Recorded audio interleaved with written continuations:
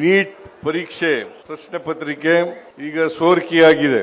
ಸೋರಿಕೆಗೆ ಜವಾಬ್ದಾರರಾಗಿರ್ತಕ್ಕಂಥ ಧರ್ಮೇಂದ್ರ ಪ್ರಧಾನ್ ಶಿಕ್ಷಣ ಸಚಿವ, ಕೇಂದ್ರದ ಶಿಕ್ಷಣ ಸಚಿವ ಅವರಾಗಲಿ ಅಥವಾ ಈ ದೇಶದ ಪ್ರಧಾನಮಂತ್ರಿಯಾದಂಥ ನರೇಂದ್ರ ಮೋದಿ ಅವರಾಗಲಿ ಜವಾಬ್ದಾರಿಯನ್ನ ಒತ್ತುಕೊಳ್ತಕ್ಕಂಥ ಕೆಲಸವನ್ನ ಮಾಡಿಲ್ಲ. ಧರ್ಮೇಂದ್ರ ಪ್ರಧಾನ್ ಅವರು ನೀಟ್ ಪರೀಕ್ಷೆಗೆ ಇನ್ನೊಂದು ದಿನವನ್ನ ನಿಗದಿ ಮಾಡಿದ್ದಾರೆ. ಆ ನಿಗದಿ ಮಾಡಿ ಕೈ ತೊಳ್ಕೊಳ್ತಕ್ಕಂಥ ಕೆಲಸವನ್ನ ಮಾಡಿದ್ದಾರೆ.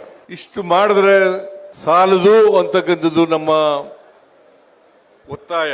ಈ ಜವಾಬ್ದಾರಿಯನ್ನ ಧರ್ಮೇಂದ್ರ ಪ್ರಧಾನ್ ಅವರು ಹೊರಬೇಕಾಗ್ತದೆ.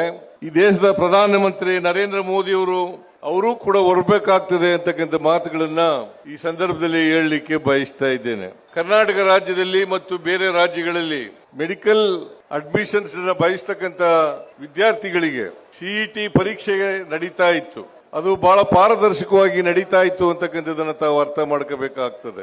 ನರೇಂದ್ರ ಮೋದಿ ಅವರು 2014ರಲ್ಲಿ ಪ್ರಧಾನಮಂತ್ರಿ ಆದ್ಮೇಲೆ ಹಿಂದೆ ಇದ್ದಂತ ಪದ್ಧತಿಯನ್ನ ಬದಲಾವಣೆ ಮಾಡಿ 2016ರಲ್ಲಿ ನೀಟ್ ಪದ್ಧತಿಯನ್ನ ಜಾರಿಗೆ ತಗೊಬಂದ್ರು. ಈ ಜಾರಿಗೆ ಬಂದು 10 ವರ್ಷಗಳಾಯ್ತು. 10 ವರ್ಷಗಳಲ್ಲಿ 5 ಬಾರಿ ಪ್ರಶ್ನೆ ಪತ್ರಿಕೆ ಸೋರಿಕೆಯಾಗಿದೆ. ಇದೇ ಮೊದಲಲ್ಲ. ನೀಟ್ ಪರೀಕ್ಷೆ ಬರೀಬೇಕಾದ್ರೆ ವಿದ್ಯಾರ್ಥಿಗಳು 1 ವರ್ಷ ಕಾಲದಿಂದ ತಯಾರಿ ಮಾಡ್ಕೊಂಡಿರ್ತಾರೆ. ಅನೇಕ ಜನ ವಿದ್ಯಾರ್ಥಿಗಳು ಕೋಚಿಂಗ್ ಸೆಂಟರ್ಗೆ ಸೇರ್ಕೊಂಡು ಅಲ್ಲಿ ಅಭ್ಯಾಸವನ್ನ ಮಾಡಿರ್ತಾರೆ. ಸಾವಿರಾರು ರೂಪಾಯಿಗಳನ್ನ ಖರ್ಚು ಮಾಡಿರ್ತಾರೆ. ಇದರಲ್ಲೂ ಕೂಡ ಯಾವ ವಿದ್ಯಾರ್ಥಿಗೆ ಹಣ ಇರ್ತದೆ ಆ ವಿದ್ಯಾರ್ಥಿ ಕೋಚಿಂಗ್ ಸೆಂಟರ್ಗಳಿಗೆ ಸೇರ್ಕೊಳ್ಳಲಿಕ್ಕೆ ಸಾಧ್ಯ ಆಗ್ತದೆ. ಯಾವ ವಿದ್ಯಾರ್ಥಿಗೆ ಹಣ ಇರಲ್ಲ ಆ ವಿದ್ಯಾರ್ಥಿ ಕೋಚಿಂಗ್ ಸೆಂಟರ್ಗೆ ಸೇರ್ಕೊಳ್ಳಲಿಕ್ಕೆ ಸಾಧ್ಯ ಆಗಲ್ಲ.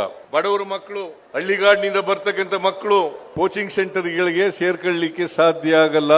ಇದು ಕೂಡ ಮೋದಿ ಅವರ ಸರ್ಕಾರ ಬಂದ್ಮೇಲೆ ಭೇದ ಭಾವವನ್ನ ಮಾಡಲಿಕ್ಕೆ ಸಾಧ್ಯ ಇದೆ ಅಂತಕ್ಕಂಥ ಮಾತುಗಳನ್ನ ಹೇಳಲಿಕ್ಕೆ ಬಯಸ್ತಾ ಇದ್ದೇನೆ. ನರೇಂದ್ರ ಮೋದಿ ಅವರು ಬಡವರು, ದಲಿತರು, ಹಿಂದುಳಿದವರು, ಅಲ್ಪಸಂಖ್ಯಾತರು, ಕಾರ್ಮಿಕರ ಮಕ್ಕಳು ಇವರನ್ನ ಕಂಡ್ರೆ ಆಗಲ್ಲ ಅಂತಕ್ಕಂಥದಕ್ಕೆ ಇದು ಸಾಕ್ಷಿ ಅಂತಕ್ಕಂಥ ಮಾತುಗಳನ್ನ ತಾವೆಲ್ಲರೂ ಕೂಡ ಅರ್ಥ ಮಾಡ್ಕೋಬೇಕು ಅಂತಕ್ಕಂಥದ್ದು ನನ್ನ ಅಭಿಪ್ರಾಯ. ನೀಟ್ ಪರೀಕ್ಷೆ ಯಾಕೆ ಮಾಡಿದ್ರು? ಸಿಇಟಿನಲ್ಲಿ ಏನಾದ್ರು ದೋಷ ಇತ್ತ? ದೋಷ ಇರಲಿಲ್ಲ, ಪಾರದರ್ಶಕವಾಗಿ ನಡೀತಾ ಇತ್ತು. ಆಮೇಲೆ ಶಿಕ್ಷಣ ಅಂತಕ್ಕಂಥದ್ದು ಕನ್ಕರೆಂಟ್ ಲಿಸ್ಟ್ ನಲ್ಲಿ ಇರ್ತಕ್ಕಂಥದ್ದು.